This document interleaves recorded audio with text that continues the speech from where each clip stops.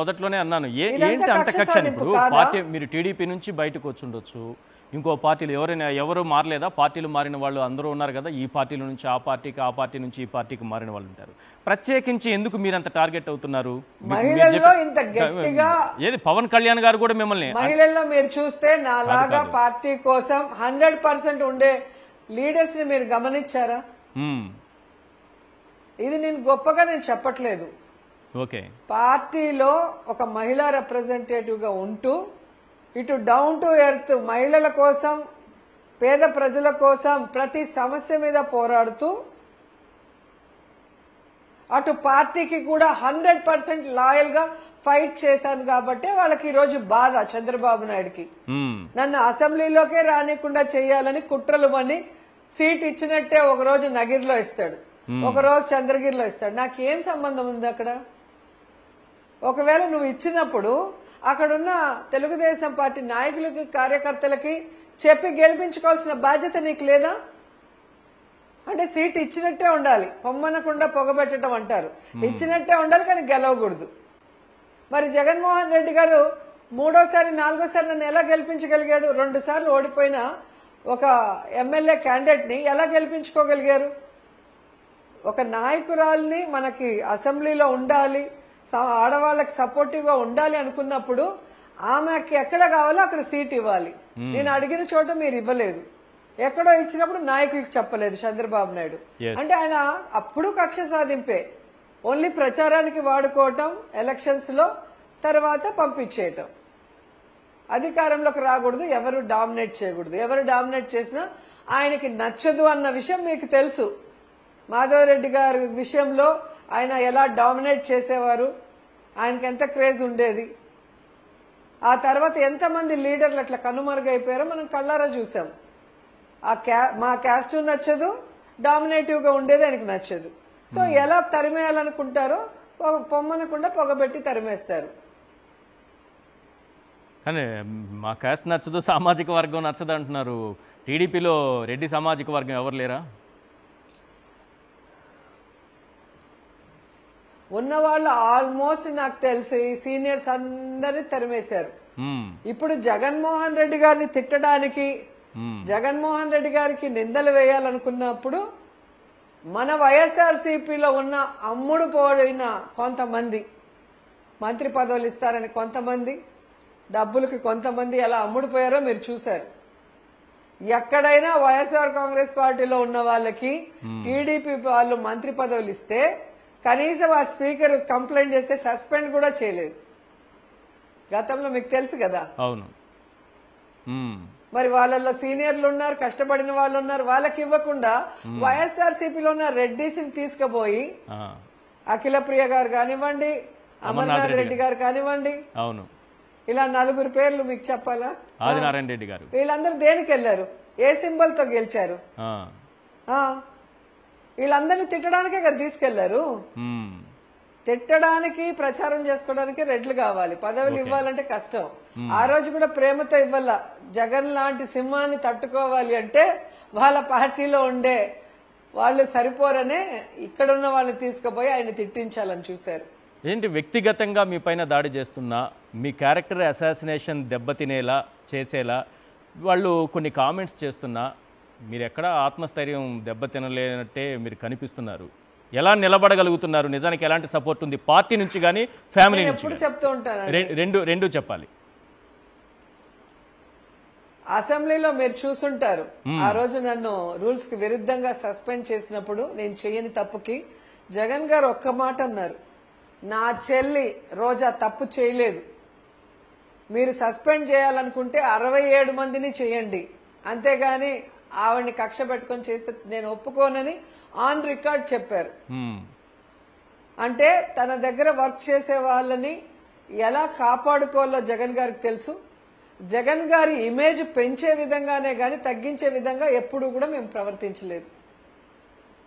అలాగే మీరు చూస్తే నన్ను కిడ్నాప్ చేసిన రోజు కూడా ఎంత టెన్షన్ పడ్డారో జగన్మోహన్ రెడ్డి గారు. ఒక ఎమ్మెల్యేని మీరు ఎలా తీసుకెళ్తారు? వాళ్ళ కుటుంబ సభ్యులకి చెప్పకుండా, పార్టీకి ఇన్ఫార్మ్ చేయకుండా ఏ బేసిస్ లో మీరు ఎయిర్పోర్ట్ నుంచి కిడ్నాప్ చేస్తారని చాలా పెద్ద ఫైట్ చేశారు అఫీషియల్స్ తో, పోలీసు వాళ్ళతో. ఓకే. అలాగే నన్ను అసెంబ్లీలో సుప్రీంకోర్టు చెప్పిన తర్వాత కూడా లోపలికి రానికపోతే నేను బయట నిరాహార దీక్ష కూర్చున్నాను. ఆ రోజు బ్లాక్ డ్రెస్సులతో అందరు లోపలికి వెళ్లారు, మీకు గుర్తుంటుంది. ఆ రోజు జగన్ గారు ఎమ్మెల్యేలు లోపలికి వెళ్ళగానే నన్ను అలా ఈడ్చి కార్లో అంటే జీప్ లో పడేసి ఎత్తుకొని వెళ్ళిపోయారు. ఎత్తుకొని వెళ్లిపోయి పోలీస్ స్టేషన్ కి తీసుకెళ్లేదు, హాస్పిటల్ కి తీసుకెళ్లకుండా ఒక నిర్మానుష్యమైన ప్రదేశంలో కార్ ని పార్క్ చేసేశారు. నేను అన్కాన్షియస్ అయిపోయినాను.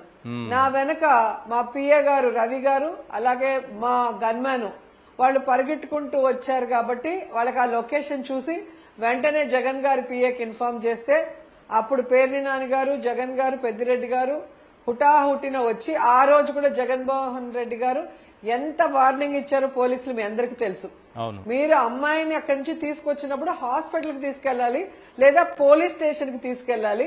ఈ విధంగా తీసుకొచ్చి ఆ అమ్మాయికి ఏమన్నా అయ్యి ప్రాణాలు పోతే ఎవరు జవాబుదారీ? మిమ్మల్ని ఎవరిని వదలను ఇలా రూల్స్ కి విరుద్ధంగా చేస్తేనే ఆ రోజు కూడా గట్టిగా మాట్లాడటం జరిగింది.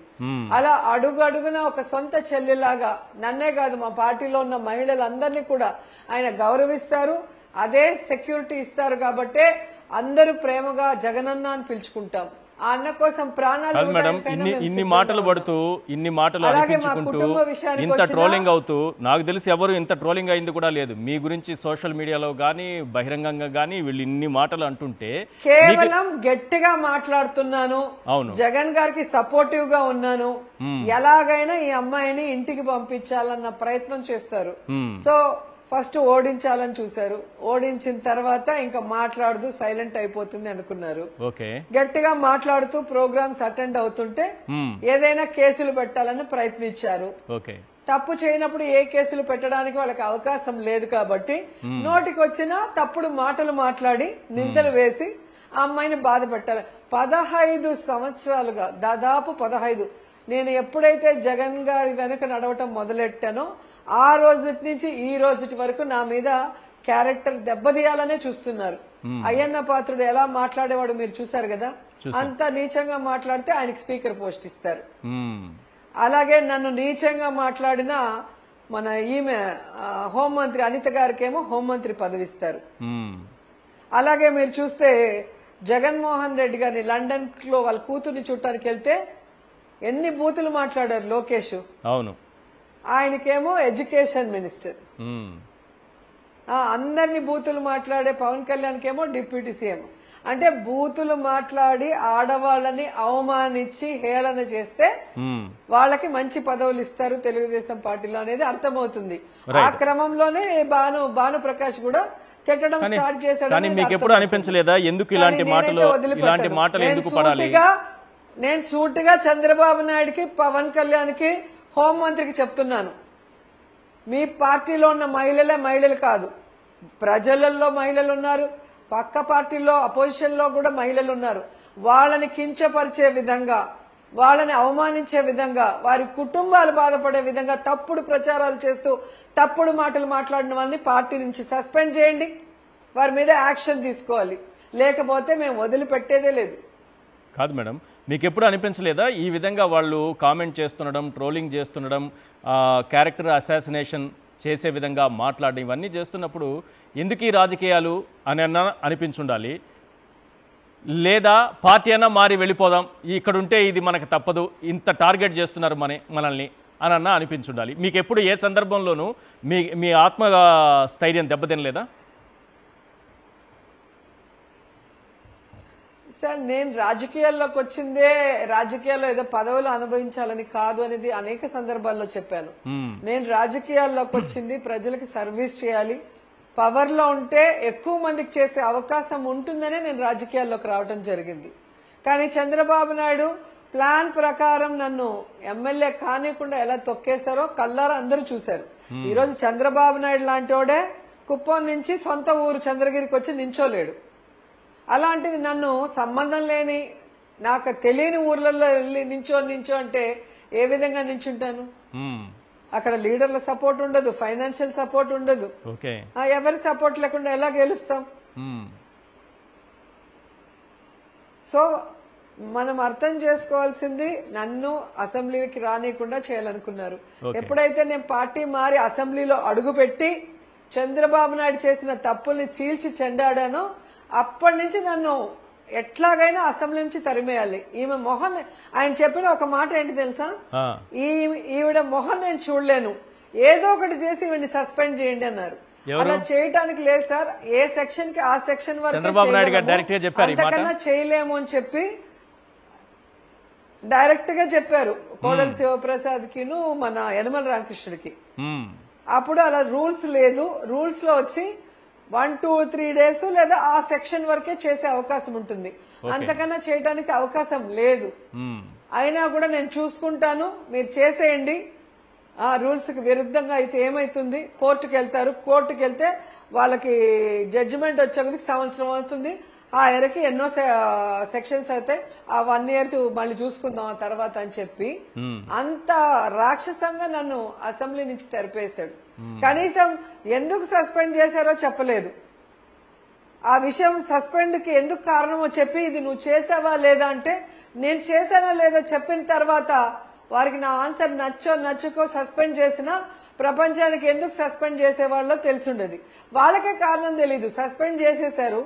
నేను ఇంకా కోర్టుకు వెళ్లిన తర్వాత అప్పుడు 3 రోజుల తర్వాత ఒక సెక్షన్ పెట్టి ఆడవాళ్లతో నన్ను తిట్టించి నేనేదో అన్నానని దానికి ఫీల్ అయ్యారని ఫస్ట్ ఆంధ్రజ్యోతిలో వస్తుంది, దాన్ని మళ్ళీ వీళ్ళు ఏడుస్తారు, దాన్ని మళ్ళీ అసెంబ్లీలో రికార్డ్ చేసి ఒక సీన్ లాగా, ఒక సినిమా స్క్రీన్ ప్లే లాగా చేశారు.